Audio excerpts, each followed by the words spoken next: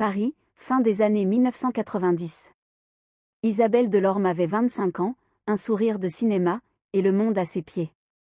On la voyait dans les magazines People, aux premières des grands films, sur les tapis rouges où elle posait, main sur la hanche, robe moulante, lèvres rouges. Son visage était lisse comme une page blanche. Son nez, fin et droit. Ses yeux, d'un bleu clair qu'on ne trouvait nulle part ailleurs. Elle était la coqueluche du cinéma français, l'héroïne romantique, la femme qu'on rêvait d'aimer. Dans sa loge, avant chaque soirée de gala, elle passait des heures à se maquiller. Fond de teint parfait, blush sur les pommettes, 3 couches de mascara. Elle ne supportait pas la moindre imperfection. Son miroir, encadré d'ampoules, ne lui renvoyait que de la beauté. Et elle adorait ça. Les années passèrent. À 35 ans, elle commença à perdre des rôles. On lui préféra des actrices plus jeunes. Ce n'est pas toi, c'est le rôle, disait son agent, Serge Verdier, un homme sec aux dents longues. Mais Isabelle voyait bien. Sur les plateaux, les caméramens la cadraient avec moins d'amour. Les réalisateurs parlaient d'elle comme une valeur sûre, mais un peu âgée pour l'héroïne. À 40 ans, elle n'obtenait plus que des seconds rôles, des mères, des voisines. Son visage avait changé. Pas brutalement. Les premières ridules étaient apparues autour des yeux, puis les rides d'expression sur le front, les sillons autour de la bouche. Isabelle se regardait dans le miroir de sa loge, et elle ne se reconnaissait plus. Elle tira sur sa peau vers les tempes, imaginait son visage d'avant. La panique l'envahit. Elle doubla la dose de maquillage. Fond de teint épais comme du mastic, poudre pour matifier, rouge à lèvres trop vif pour attirer le regard. Elle ressemblait à un masque. Ses amis lui disaient « Tu es fatiguée ». Son miroir, lui, ne disait rien. Il montrait. Elle avait toujours eu des amants. Des réalisateurs, des acteurs, des hommes d'affaires. Des amours d'un soir ou de quelques mois, jamais de grands élans. À 42 ans, elle se retrouva seule dans son appartement haussmannien, entre 2 tournages. Elle n'avait pas d'enfants. Ses amis s'étaient mariés, avaient fondé des familles. Elle avait perdu de vue Marguerite, sa meilleure amie de jeunesse, une femme discrète qui avait choisi d'être fleuriste à la campagne, loin des projecteurs. Marguerite avait des enfants, un mari, un jardin. Isabelle ne lui avait pas parlé depuis 20 ans.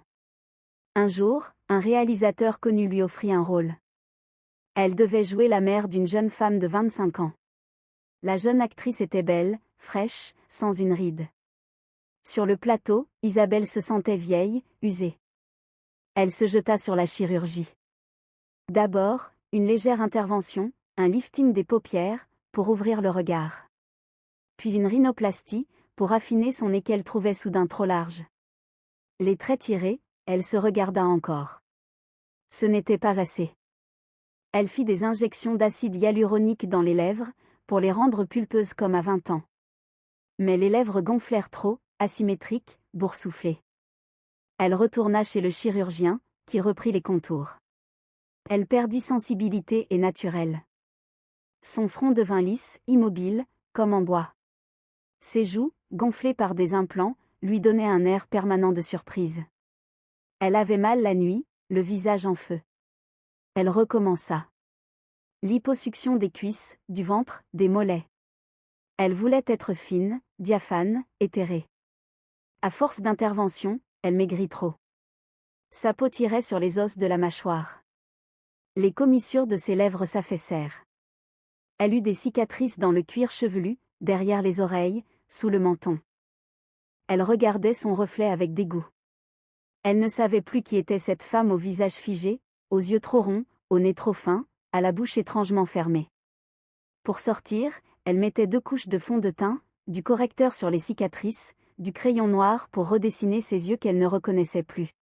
Elle ressemblait à une poupée de cire. Sa carrière déclina. Les réalisateurs ne voulaient plus de ce visage qui n'exprimait rien. Serge, son agent, ne lui proposait que des castings pour des rôles de mégère ou de folle. Elle les refusait, puis les acceptait par désespoir. On la payait peu. Les comptes en banque se vidaient. Elle dut vendre son appartement, prendre un petit 2 pièces dans le quartier de la Bastille. Un jour, elle reçut une proposition, un film indépendant, petit budget, où elle incarnerait une grand-mère. Elle accepta par nécessité. Sur le tournage, le réalisateur lui demanda de pleurer. Elle essaya, mais son visage paralysé par les injections ne pouvait plus exprimer la tristesse. Le réalisateur la réprimanda, l'humilia. Elle rentra chez elle, s'enferma dans sa salle de bain, et se regarda dans le miroir. Ses yeux étaient secs. Elle ne pouvait même plus pleurer. Elle alluma une cigarette. Puis une autre. Elle but du vin, seule, tard dans la nuit. Les jours suivants, elle recommença. L'alcool, le tabac, des nuits à regarder la télévision, sans rien faire. Ses jambes enflèrent, son ventre se vida ou se gonfla par intermittence. Ses cheveux, qu'elle teignait en blond depuis 20 ans, devinrent cassants, ternes. Elle ne sortait plus. Elle commandait des repas livrés, des plats trop gras, trop sucrés. Les factures s'empilaient. Un soir, une douleur violente dans le ventre la plia en deux. Elle vomit, eut de la fièvre, perdit connaissance. Une voisine appela les pompiers. Elle se réveilla à l'hôpital Saint-Antoine, dans une chambre aseptisée. Des tuyaux sortaient de ses bras. Son visage, démaquillé, apparut sous la lumière blanche, les cernes violets, les joues creuses malgré les implants, les lèvres déformées, le nez trop fin comme un bec, la peau grise. Elle ne portait pas ses lentilles de contact, ses yeux, rouges, cernés, la regardaient dans le reflet du verre de la fenêtre. Le docteur Lefranc, un homme d'une 50aine d'années aux tempes grises, entra dans la chambre. « Madame Delorme, vous avez fait une pancréatite aiguë. Votre foie est également très abîmé. L'alcool, le tabac, une alimentation trop riche. Votre corps a beaucoup souffert. Il faudra du temps. Je peux mourir, demanda-t-elle d'une voix éraillée. Dans votre état, si vous reprenez vos habitudes, oui. Nous allons vous soigner, mais votre rétablissement dépendra de vous. Elle resta seule. Le soir, son téléphone sonna. Serge, son agent. Isabelle, écoute. Le rôle que tu avais décroché pour le film, ils l'ont donné à Nathalie. Tu sais, la jeune? Elle a 27 ans. Il ne pouvait pas attendre ta sortie. Je ne peux rien faire. Serge, je suis à l'hôpital. Je sais. Mais les affaires sont les affaires. Tu dois te ressaisir. Et puis, il faut que tu saches. Les contrats se font rares. Les réalisateurs te trouvent, comment dire, changée. Trop vieille? Il ne répondit pas. Il changea de sujet, parla d'avenir, de projets vagues, puis raccrocha. Isabelle posa le téléphone sur la table de chevet. Aucune fleur, pas une carte. Elle avait eu des amants, des amis, des admirateurs. Où étaient-ils? Sûrement à des soirées, à des avant-premières, à dîner dans des restaurants chers. Personne ne viendrait. Elle se souvint de Marguerite. Sa vieille amie, la fleuriste. Elle avait une maison en Bourgogne, des enfants, des habitudes de rangement. Isabelle avait ri d'elle, autrefois, parce que Marguerite raccompagnait son mari à la gare, parce qu'elle ravaudait les chaussettes, parce qu'elle se couchait tôt. Aujourd'hui, Marguerite avait sans doute la même vie rangée, heureuse. Isabelle n'avait rien. Elle avait voulu être célèbre, belle, désirée. Et voilà qu'elle crevait seule dans une chambre d'hôpital. Les semaines passèrent. Elle fut soignée, retrouva des forces. À sa sortie, son agent ne vint pas la chercher. Personne ne l'attendait. Sa petite voiture de location l'emmena dans son 2 pièces de la Bastille. Le loyer n'était pas payé. Elle dut déménager dans une chambre de bonne, au 7e étage sans ascenseur, au cœur du Marais. Ses économies fondaient. Un matin, elle marchait rue de Turenne, le visage découvert, sans maquillage pour la première fois depuis 30 ans. Son visage apparut aux yeux des passants, une femme de 44 ans abîmée par les chirurgies, les traits asymétriques, les cicatrices, les cernes. Les gens ne la reconnaissaient pas. Presque personne ne se retourna. Elle passa devant une petite boutique, aux délices de Marguerite, une pâtisserie fine. Sur la vitrine, une inscription, cherche vendeuse, temps complet. Elle poussa la porte. La boulangerie sentait la cannelle, le beurre, le sucre chaud. Derrière le comptoir, une femme d'une quarantaine d'années, les cheveux bruns tirés en chignon, les mains enfarinées. « Bonjour, vous cherchez quelqu'un » demanda Isabelle. La femme leva la tête. Elle la regarda, étonnée, puis ses yeux s'écarquillèrent. « Isabelle ? Mon Dieu, Isabelle Delorme ?» Isabelle ne la reconnaissait pas.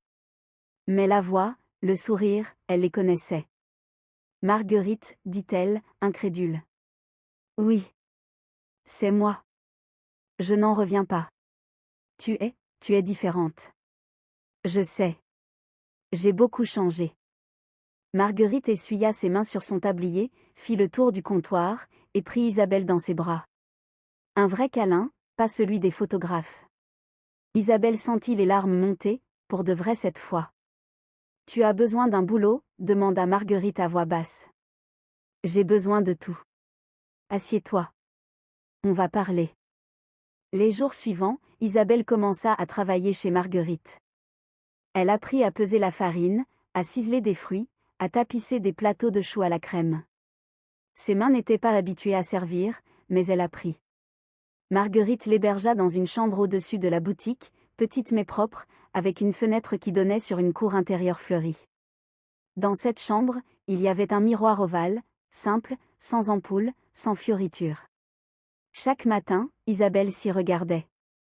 Elle voyait ses traits fatigués, ses cils clairsemés, les rides profondes autour de sa bouche, les petits cheveux blancs qui repoussaient à ses tempes. Elle ne les teignait plus. Elle ne les cachait plus. Elle les laissait vivre. Marguerite ne la jugeait pas. Elle lui racontait sa vie, ses enfants, les soucis d'argent, les joies simples. Elle riait parfois des souvenirs d'enfance, des bêtises d'adolescente. La vie était plus douce, plus lente. Un matin, Isabelle se regarda dans le miroir. Ses cheveux, qu'elle avait coupés courts pour cacher les pointes abîmées, révélaient maintenant une mèche blanche bien dessinée sur le front.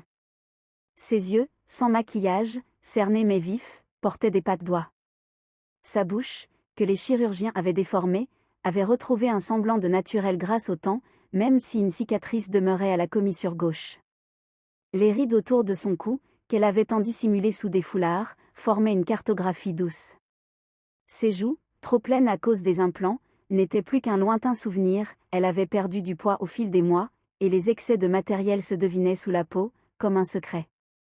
Mais ses yeux souriaient. Elle se leva doucement. Elle passa une main sur sa joue, sentit la peau qui n'était plus lisse, mais qui était la sienne. Elle regarda ses dents, qu'elle n'avait pas blanchies depuis des années, d'un jaune pâle, imparfaites. Elle sourit. Vraiment. Un large sourire, qui plissait ses yeux, creusait ses rides, montrait ses dents imparfaites. « C'est toi, dit-elle tout bas. C'est toi, maintenant. » Elle rit. Un petit rire clair, presque étonné. Elle se trouva belle. Pas belle comme sur les tapis rouges. Belle comme une femme qui accepte son histoire, chaque pli, chaque cicatrice, chaque cheveu blanc. Marguerite l'appela pour le petit déjeuner. Elle descendit, enfila son tablier, aida à préparer les croissants. Une cliente entra, une jeune femme, jolie, maquillée avec soin. Isabelle servit le café, posa une pâtisserie sur une assiette. La cliente la remercia sans la reconnaître. Ce n'était pas grave. Isabelle n'avait plus besoin d'être reconnue. Elle avait besoin d'être utile. Le soir, elle remonta dans sa chambre. Elle s'assit devant le miroir. Elle n'avait pas de fond de teint, pas de rouge à lèvres, pas de cache-cerne. Elle était nue, simplement. Devant elle, une femme de 44 ans qui avait failli mourir, qui avait perdu presque tout, et qui avait retrouvé une chose précieuse, elle-même. Elle se leva, ouvrit la fenêtre. La cour sentait le tilleul, l'été.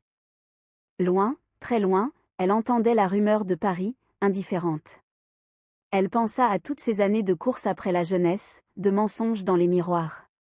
Elle avait cru que la beauté était une forteresse à défendre. Elle avait découvert qu'elle était un jardin à entretenir, sans bataille. Sans rien dire, elle éteignit la lumière. L'obscurité l'enveloppa. Elle n'avait pas peur. Pour la première fois, elle allait dormir en paix.